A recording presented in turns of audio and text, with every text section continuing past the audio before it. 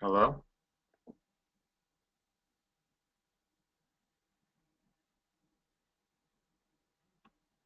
Mark? Yes, Yeah, I cannot hear Christine. I think she's muted. I can't hear her either. Oh, thank you for notifying me. I was muted. Thank you. Ah, Okay. okay. So I may welcome everybody again to this webinar on the food sector in the USA. My name is Christine Grabler. I'm a food technologist working at Lebensmittelversuchsanstalt LVA. LVA is a knowledge institute, knowledge transfer and innovation management are our tasks. We realize projects in the Austrian food sector for industry-related research, for food processing and product development. And we are also doing vocational training, such like this one now. It is my pleasure to guide you through this afternoon as a moderator, and I will make you acquainted with some of the features of this webinar tool, which is with what I started already. I introduced the field where you can post questions, and I'm really in favor of doing these questions written because it's much more easier to understand because we often have bad audio quality. So I may ask all attendees, if you have questions, please write them to me in this field. I will then collect them and forward them to the speakers afterwards, after their lecture. I also wanted to introduce you to the icons that you find on the upper side of this panel. You can minimize it, you can have the full screen of the lecture, and you can use the icon for raising your hand. You can then draw my attention to you, and I can refer to you by writing and having a chat. The last icon is the one for muting, unmuting the micro.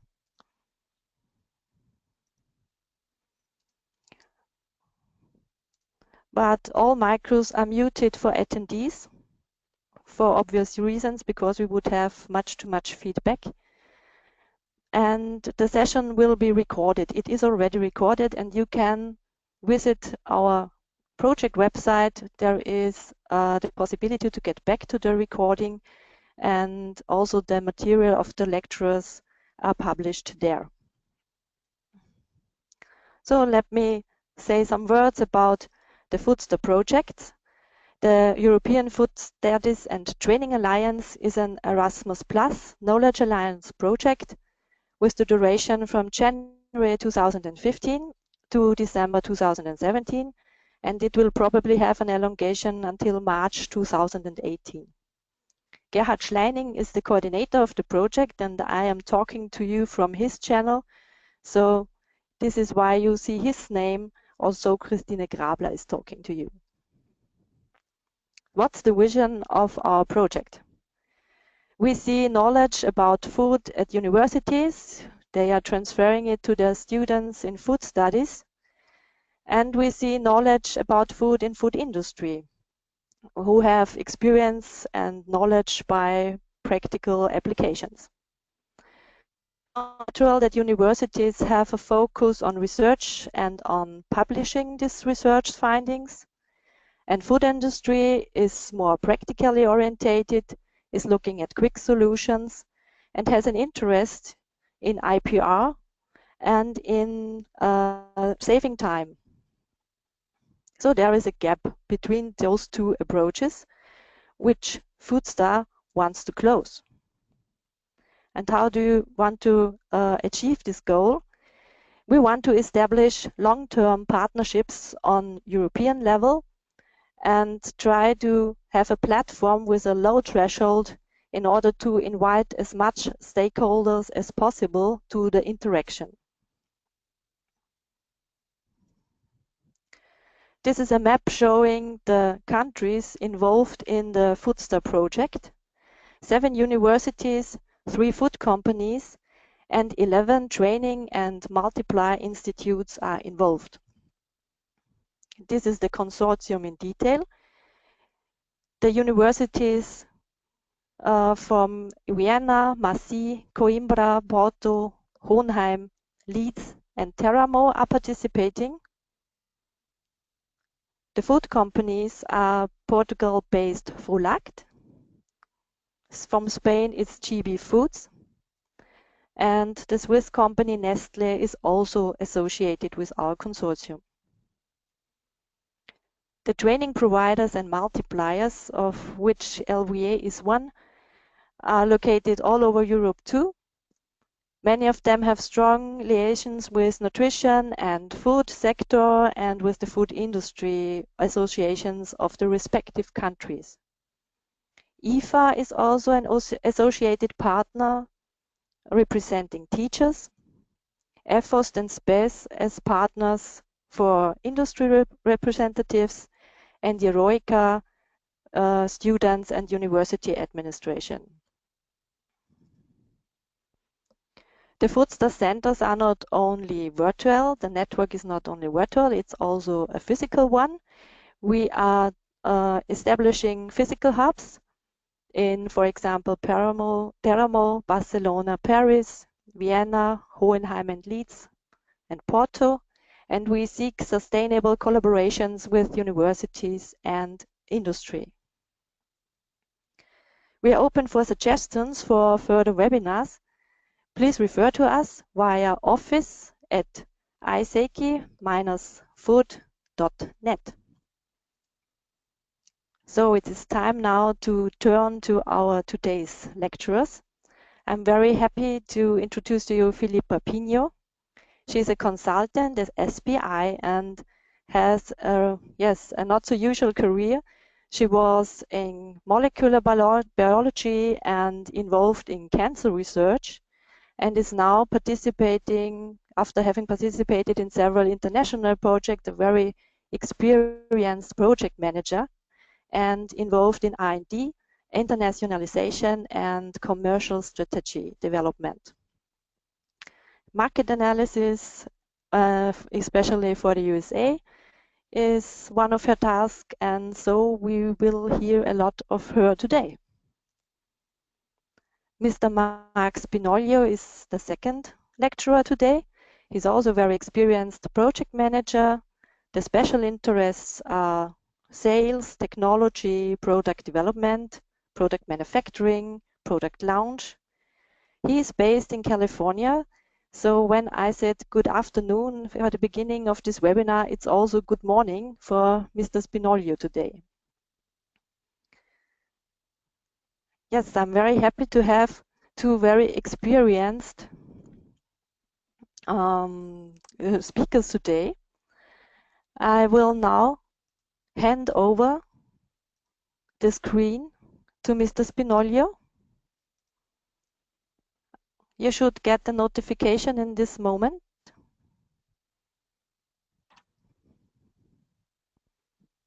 There we go. There we go. Christine. Good morning, good afternoon to everybody. I am Mark Spinoglio, and I am based in California, as Christine mentioned.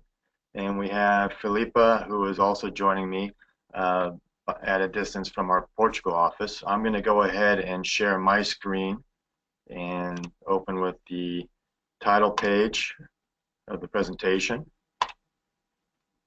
Okay, so I hope you can. Thank you. Works. Yes, fine. Okay, it works fine, and you can still see me for the moment? Yes, perfect. Excellent. Everything Excellent. perfect. Good. What I will do, though, I will turn off my video in a minute here. I find it a little distracting. But first off, I'd like to thank everyone for joining us today for this presentation. We hope to have a good exchange of questions and answers at the end. We're covering a topic that is quite broad, food sector and consumption in the U.S., and we have a limited time to do this. So I would encourage you, please, you see my email address there as well as Filipa. Please take note of our emails and feel free to contact us after this presentation with any follow-up questions you may have, or if there's any assistance we can provide you. As Christine said, we are part of SPI, which is the Portuguese Society of Innovation. I've been with SPI for 16 years, and I'm currently based in the US. I was previously based in Europe. So my background, I do focus on supporting SMEs within the U.S. market, and that's quite a range of services, and we cover a range of sectors. So we work with food exporters from Europe, and we also work with high technology manufacturers in Europe and represent them in the U.S. market. So quite a range here. Philippa has been working with me in the U.S. for a while now, and she's involved, as Christine said, in our market analysis and assisting us from our Porto office. And so with that, what I'd like to do is go into the contents of the presentation, and I'll turn off my video just for now, if you don't mind. There we go. And so what we'd like to do is, since this is a very broad and challenging sector, we'll focus with a market overview, look at a very high level, and then we will go into a market opportunities, and we'll look at specific commodities and products at that point. So it's about 50% for each section of the presentation.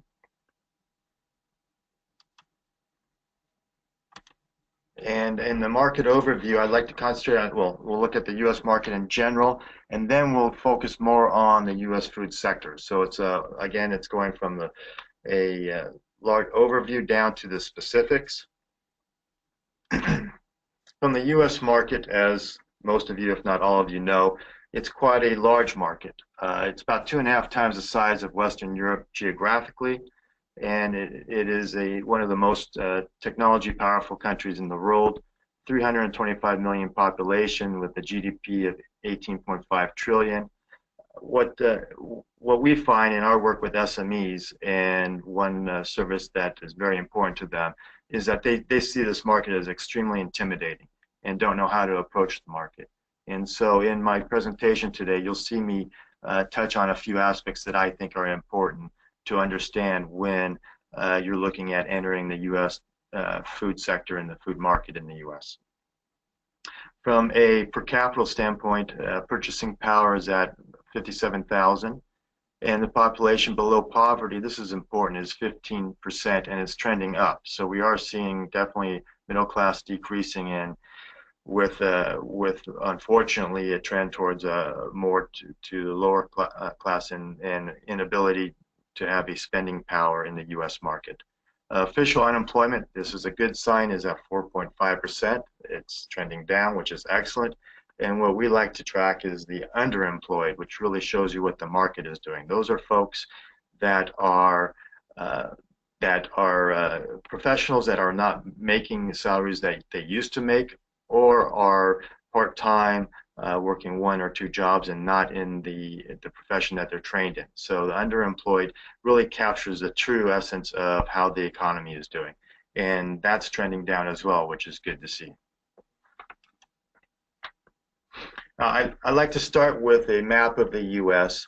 and really so that people understand where the population is concentrated.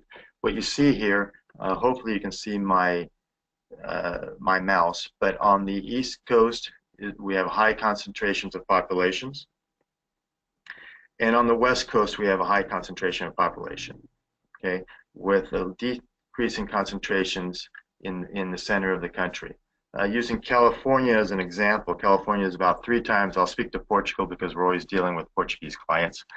California is about 3 times the size of Portugal and about 3 times the population. And California itself, it has a GDP of gross domestic product of 2.2 trillion. And in fact, it's the 8th largest economy in the world. So as you can see, you can pick pretty much anywhere in the U.S., any state, and consider it a large market. And so what we like to encourage our clients to do is to focus on a particular region. And we help them identify what region they should focus on. And I'll speak to that a little bit later as well. I also like to show that this slide is a map of the U.S., and it shows the migration of the population and what is occurring in the U.S. What we're seeing is, what you see there are bars that represent a year, each year, And the red shows high migration. So you have increases in annual percent of change in population. And what's happening is that you are seeing more movement from what I just showed you of the populated states on the East Coast and West Coast towards more interior states that are more business friendly and have what some in the U.S. consider higher quality of life. And so you see that happening in the southern states, in Florida, Georgia, the Carolinas, and interesting enough, you see it in the District of Columbia, but that's due to under the Obama administration, the federal government grew quite a bit, and so you saw a large population increase around Washington, D.C. And then you might notice that there is a decrease or a negative population in movement down in Louisiana, and that was because of Hurricane Katrina, which forced the U.S. to move much of the population out of New Orleans and into Texas. And so what you're seeing here is just an increase of movement into more or less populated states, and most of that's being done because of industry and business environments.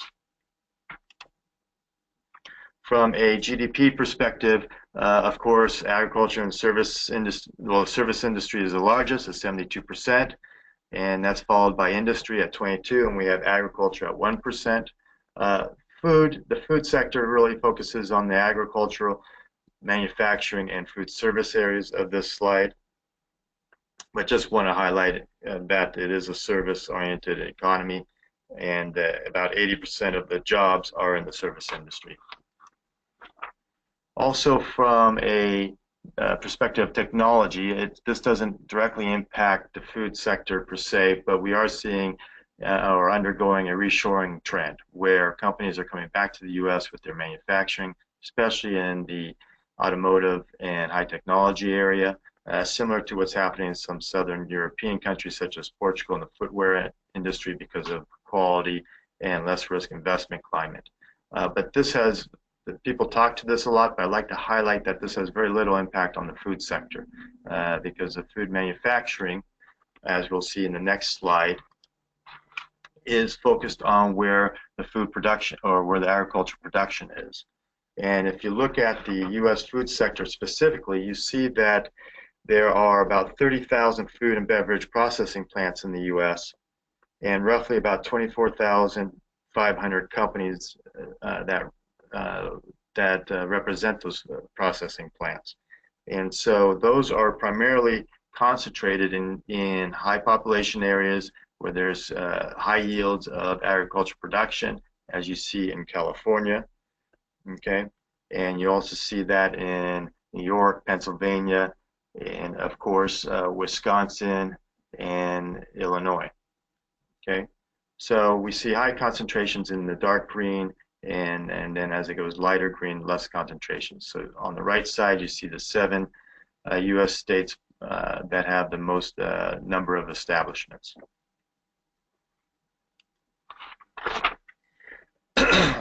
From a GDP perspective related to agriculture, it's important to note that food represents about equal the amount as farming. If you look at the left graph, you see in 2014, farming is the green and yellow is the food, beverage, and tobacco products.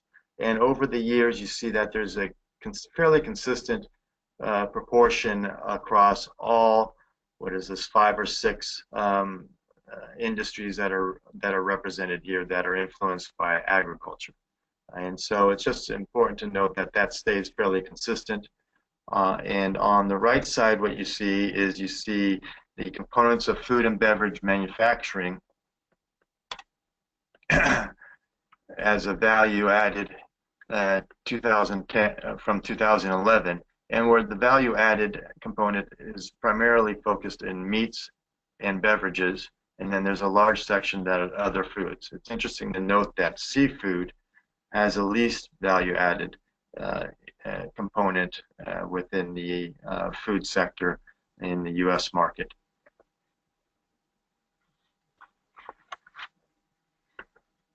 Now I'd like to start into the retail side, and what we see here is a graph that shows a percent change of food prices over the years by year, and we see in 2016, which is important to note, a decline. In 2016, it dropped by 1.3%. And the reason for this, and the reason why I like to show this graph, is that this shows the impact of logistic costs. As you saw earlier, because of the size of the U.S. market, logistic costs, distribution costs are extremely important. And when you see a decrease in energy costs, which were related to fuel for distribution, you see a decline in food prices, or what you see is a lower percent change. And what we saw in 2016 again was a negative, which is the first time in 50 years history that the average has been a negative percent change. So when you're looking at the U.S. market and you're bringing a commodity into the market, it's definitely the strategy around logistics is very important to be competitive in the market.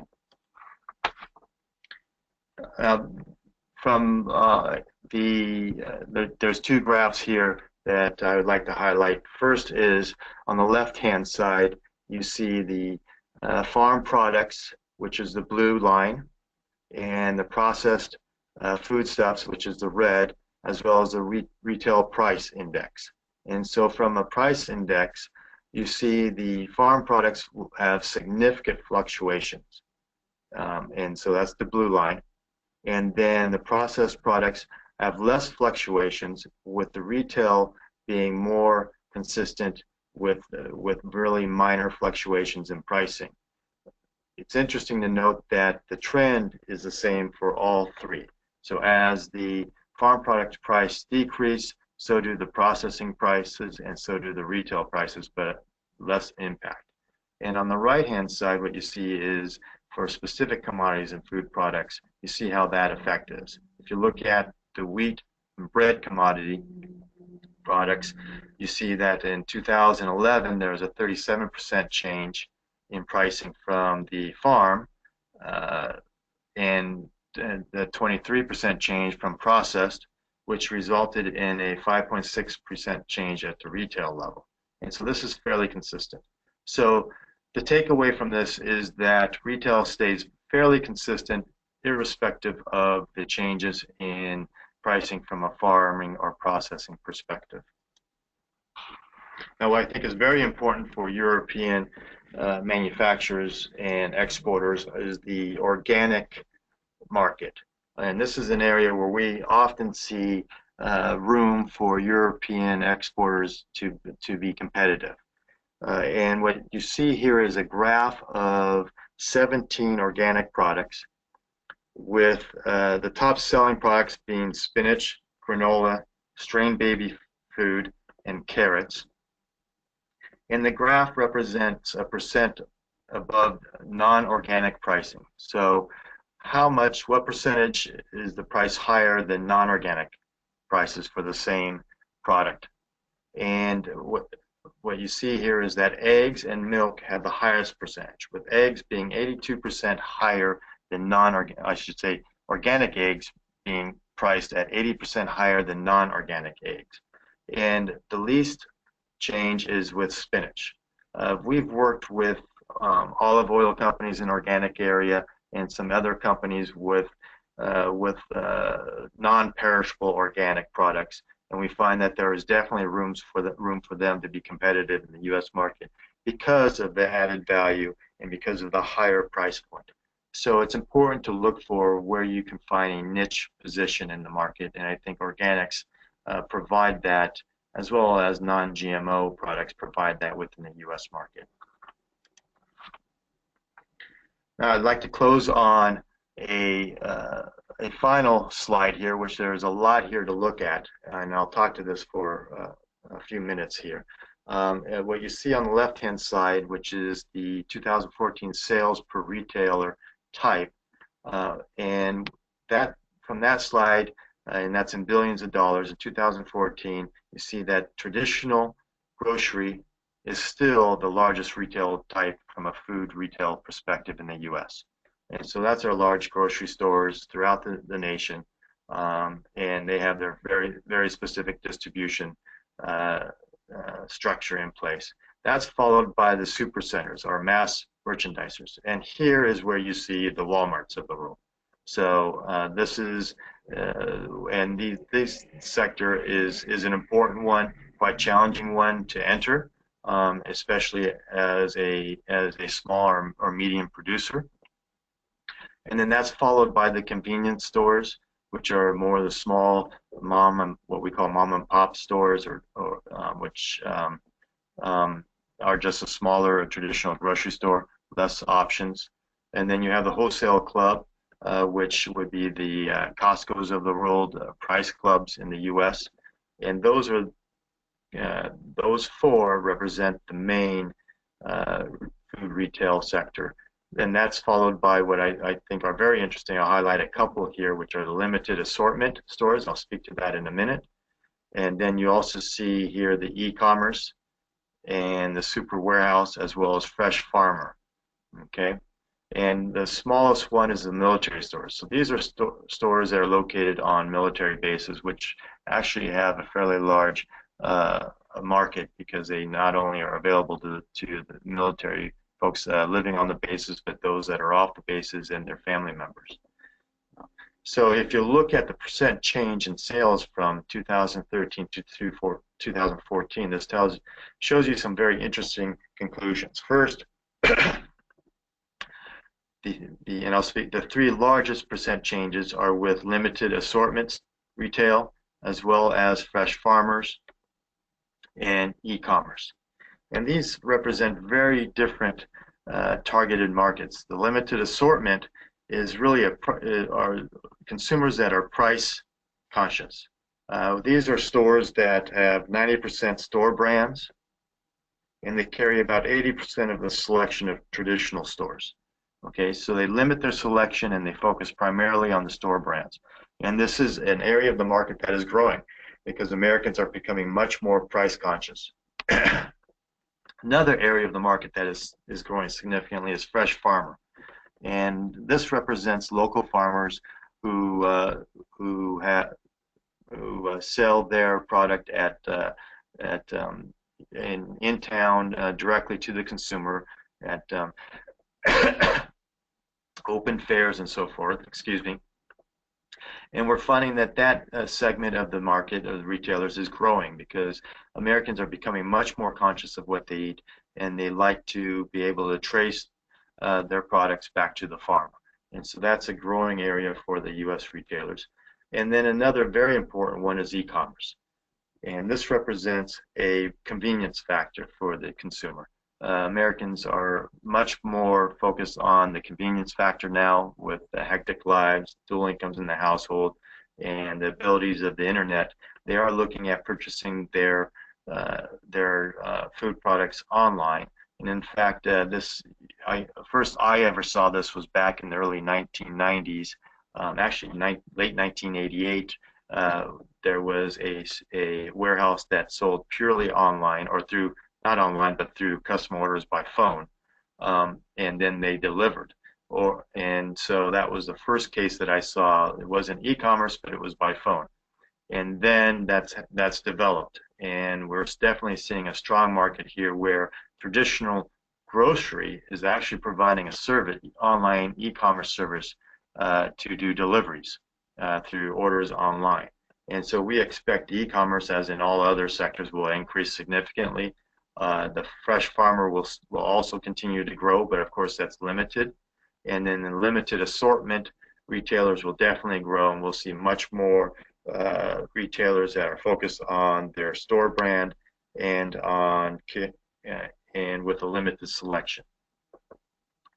As you look farther up, you see that traditional grocery has one of the lowest changes in percent. So it's growing, but at a very small rate. And we're seeing a decrease in the military. That's probably because we've closed a lot of bases here in the U.S. When you're approaching each one of these different retailers, they have different distribution requirements. Just for example, if we look at the wholesale club, which I've worked with in the past, they quite often will only source, well, their buyers are on a regional basis, so they might be a national company, but they have buyers based on regions because of the volumes that they deal with. And they will only source, at least those that I've dealt with, will only source from companies that they're sourcing up to 1/3 of their full production.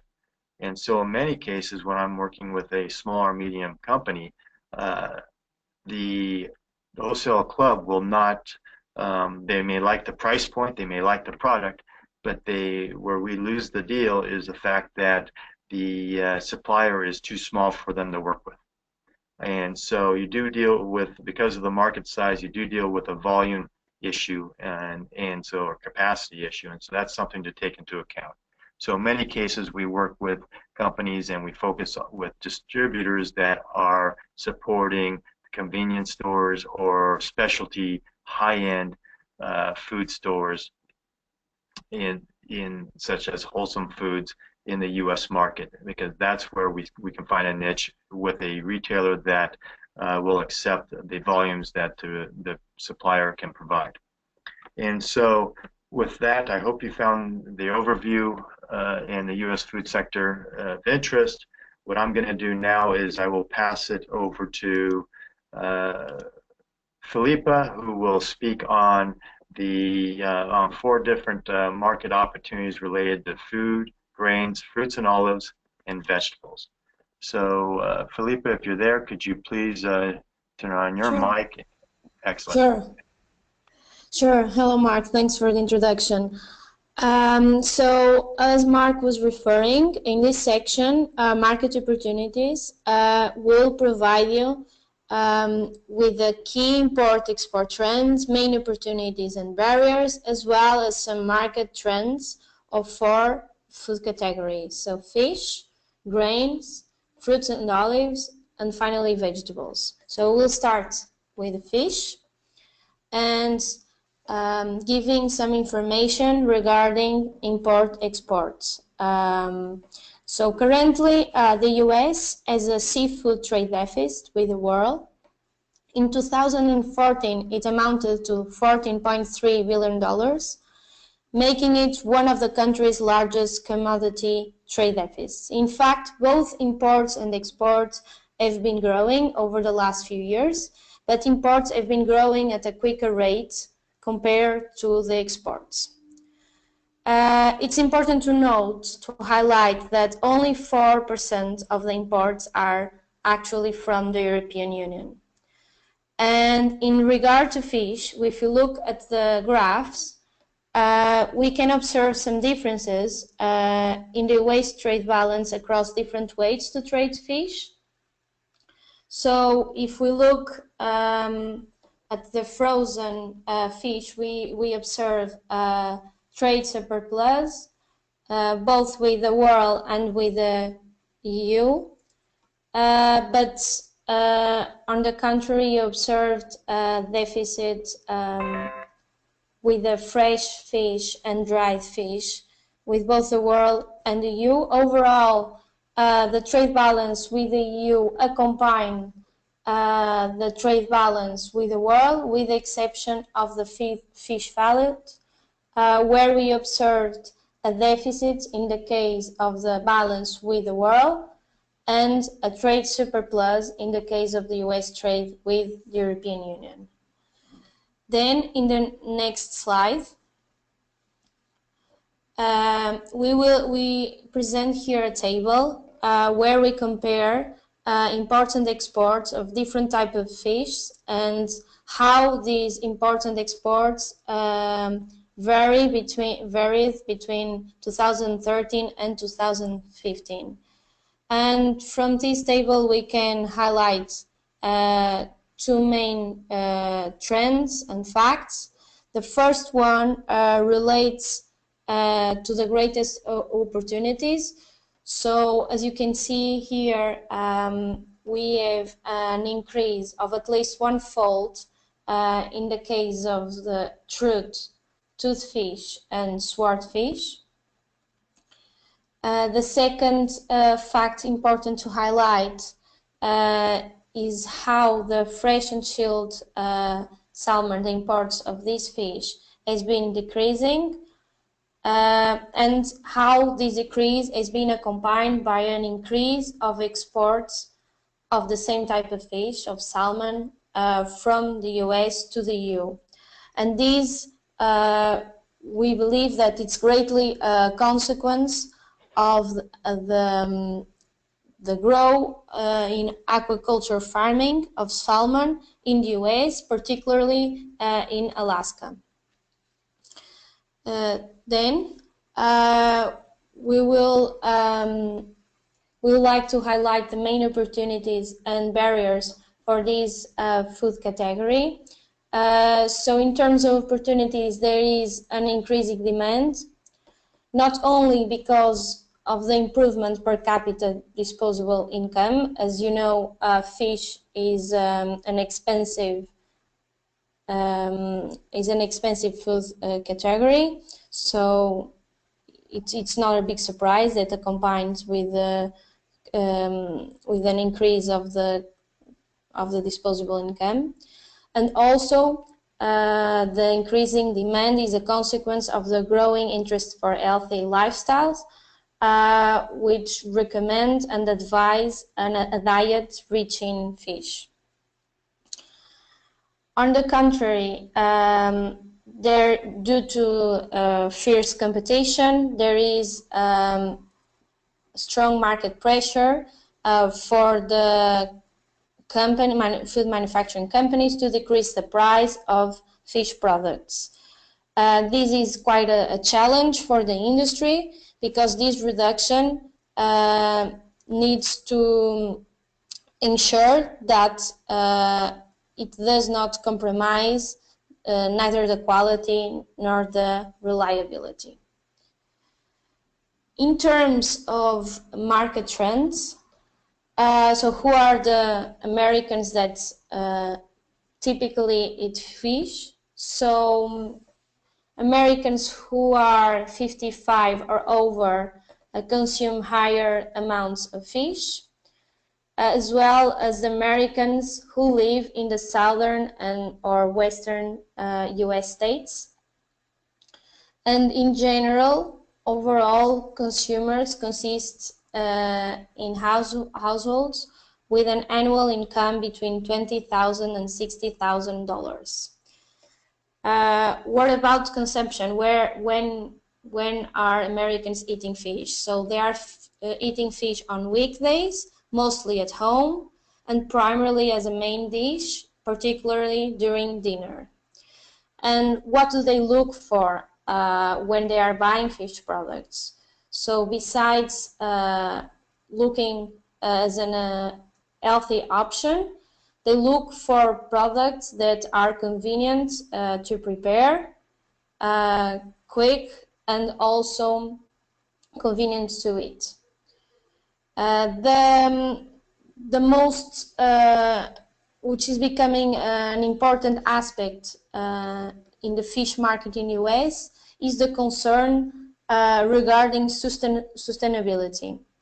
So according to a survey conducted in 2012, 86% of Americans are concerned about the stock status of the seafood they eat, and more than half of them would like to see information about sustainability on the package label. And that's an important trend that companies should adapt in order to satisfy consumers. Then going to the talking a bit more about grains. So in terms of the trade balance with both the world and the EU, it's similar with the case of the fish, but the fact is that this deficit is mostly a consequence of the high imports of bakerwares, namely bread, pastry, cakes, and biscuits. And when we look at the table on the right, and we compare different types of cereals, we observe that cereals imports from the EU to the US are the highest, both in terms of volume and in terms of growth rate, since it's increased almost 3 times between 2013 and 2015. In terms of opportunities and barriers, it is quite interesting to verify that the existence of GMO farming in the US is actually 2 sides. So the positive side for you exporters is that the non-GMO grain demand is not met with the domestic supply. So almost all grains produced in the US are genetically modified, which cannot correspond to the high and growing demand of non-GMO grains among Americans. But on the other side, the GMO farming improves the crop yields, decreasing the price of grains, making it hard for EU exporters to compete with a better price. Besides the GMO farming as a barrier, it's important to highlight as a second barrier how the grain market is greatly influenced by the fluctuation in the price of grain commodities. We can give the example of the price of corn, which has been increasing due to the increasing use of corn in the production of industrial bioethanol. It is obviously another barrier, although smaller, the price change of commodities due to the change in the US strength, the currency. Now, analyzing market trends, the association of grain consumption with weight gain made consumers to switch from low-fat diets to low-carbohydrate diets, such as the famous Atkins diet, and this led to a drop in the US consumption of grains.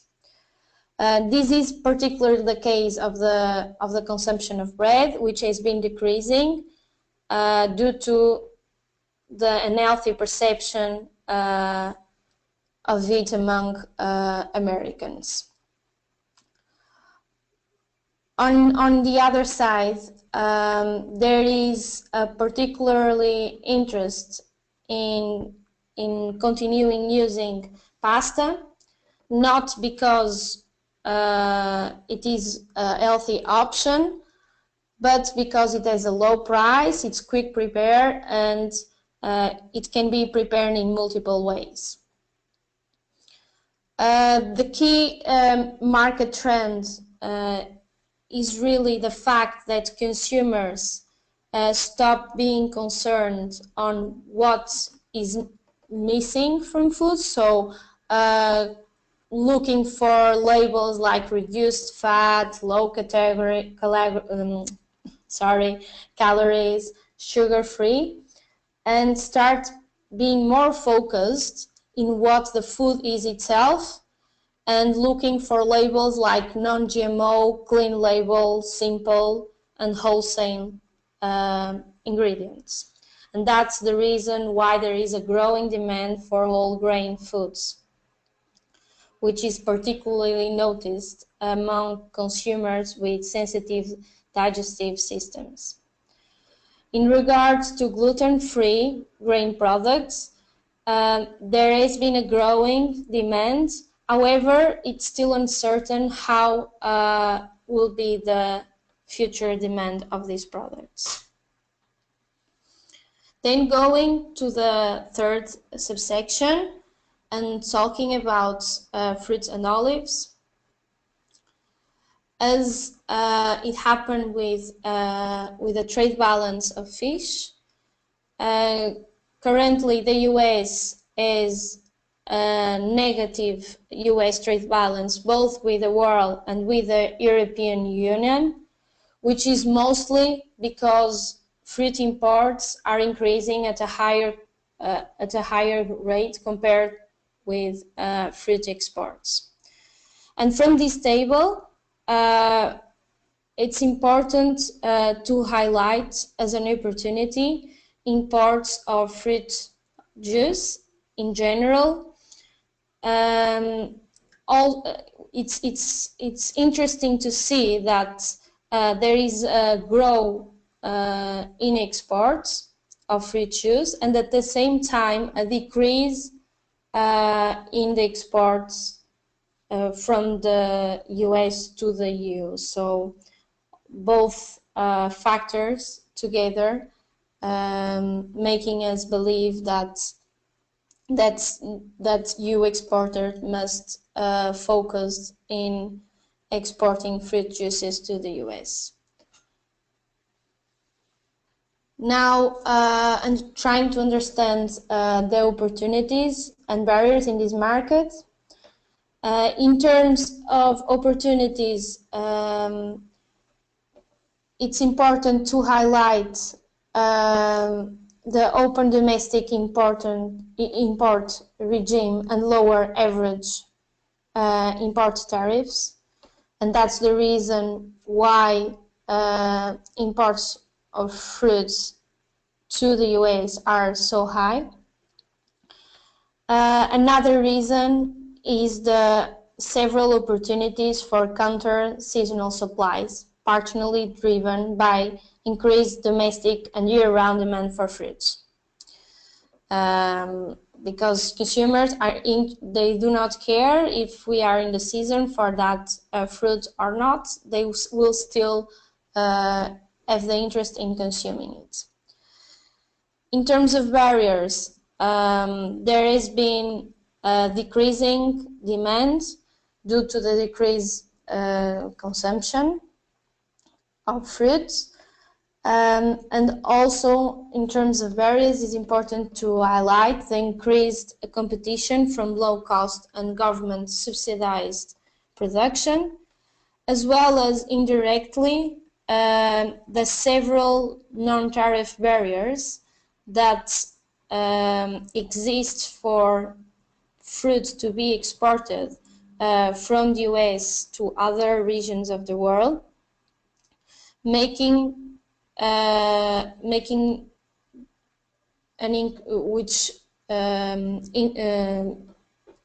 which cause an increase in the domestic supply and therefore a decrease in price and consequently more difficult market for the EU exporters to enter in. Then understanding what consumers, what are the market trends and how consumers see fruit. Fruit consumption has decreased, but that's important to note that it's mostly because of a decreasing popularity of fruit juice, which is mostly driven by the ongoing interest in consuming low carbohydrate foods, as I mentioned, for grains. So it's the similar trend. In terms of demographics, the declines in the consumption of fruit is mostly among people, consumers who are 45 and older, specifically those that are 65 and older. Despite this decreasing consumption of fruit juice, there has been an increasing consumption of fruit as a snack, particularly during the morning, because of its convenience. In general, all fruit is sourced from or prepared at home, even if it's consumed outside home, at work, or during weekends. So, as the final subsection for vegetables, we will start again with import-export trends. It's interesting to see that the trade balance with the European Union does not accompany the trade balance with the world. So there is a trade deficit of vegetables with the world, which is mostly due to the high imports of vegetables from Mexico and South American countries. In terms of the surplus, trade surplus with the European Union, this is mostly because the trade deficit of edible vegetables is offset by the trade surplus of edible leguminous vegetables and vegetable roots, as you can see from the graph. It's also interesting to see that frozen and chilled vegetables have a higher deficit in comparison with temporarily preserved vegetables, which makes sense because it's much more convenient to trade those categories. In terms of opportunities and barriers, the key opportunities for EU exporters relate to added value products. For example, the organic category, which has been a growing demand in the US. There is also an opportunity, a niche market for EU exporters in terms of vegetable in the canned products, as they are more convenient to trade and also with a higher life shelf. In terms of barriers, there is a low and decreasing demand, as was the case of the fruits. And that's another key barrier is the strong competition from both sides. So nationally, because the vegetables that are produced in the US are of high quality, and also because they are very efficiently produced, as they have the support of world-leading post-harvest technology. There is also fierce competition at the international level from Mexico and South America.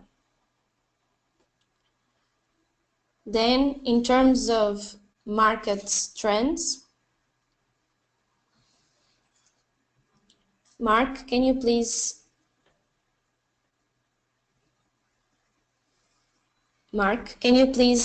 go to the next slide? I'm on the market trends. Oh, sure. Okay, it just changed now for us. So in terms of market trends, the consumers who eat more vegetables are typically females over 65. And in terms of the decreasing demand, this is mostly a consequence of a decreasing consumption among certain groups, such as consumers with incomes lower than $20,000 and with households that consist of one or two members without children present.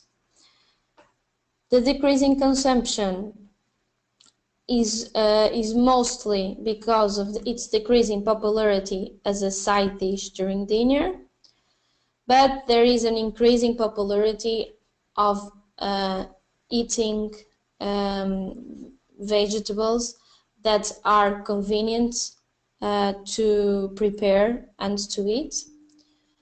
And finally, it's important to highlight that Americans are more and more looking for vegetables who are as natural as possible, so organic and locally produced. So at this point, I don't know if you want to say something, Mark? Yeah, thank Or, you, Felipe. So at this point, we've concluded with the slides. I'm just going to close with our contacts. And again, you have our email for follow-up as well. Christine, I don't know if there's any questions at the moment or any points that we would like to discuss. At the moment, I have no questions from the attendees, but I would like to ask something. In Austria, there is growth in the market for products that are free from gluten and free from lactose. And I was just wondering that there are not the parallel developments in the US. So health concern and avoiding lactose and avoiding gluten is quite the same interest in Austrian consumers at the moment. Yes, I think in the U.S. there is that same growing interest as well.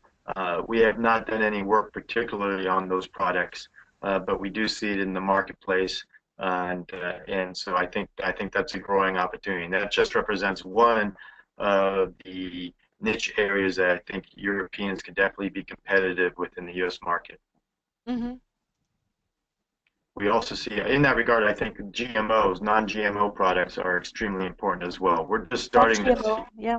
yeah, we're just starting to see that in labeling in the U.S., where we have 3 states at the moment that have labeling requirements to show GMO on labels. But of course, with lobbyists, we have a strong pushback against that from industry, and I think, as we see in many cases, the U.S. is far behind Europe in the GMO area. So I hope that we catch up, because I think with requirements of labeling of that, I think that opens the door to a great deal of opportunity from European production, Wow, because I we think so just don't too, have yes. it here. So I'm looking forward to that, and we do have that. We have it at the federal level, where Obama supported it, but it's reaching issues in Congress, and with the Trump administration, I really doubt it's going to have any support, unfortunately. Okay. But so we're pushing, and we're hoping that it takes more grips at the state level and is implemented by more than 3 states in the coming years. Ah, okay, understand. Thank you. So let's see what the future brings. Yes, and again, I think niche markets are key from a European perspective. If there's added value products, and niche markets in the U.S. are the most important approach or opportunities in the U.S. Well, it seems Okay. that your information was very clear. I have absolutely no question from the attendee. Well, I hope we Oh didn't put no, everyone. there's one. I'm sorry. Gerd van Keizegem asks me, are there any figures concerning food supplements? Food supplements. Food supplements, yes. Yeah, we don't have any figures at hand that we can present at the moment, but we can definitely research that and provide some figures.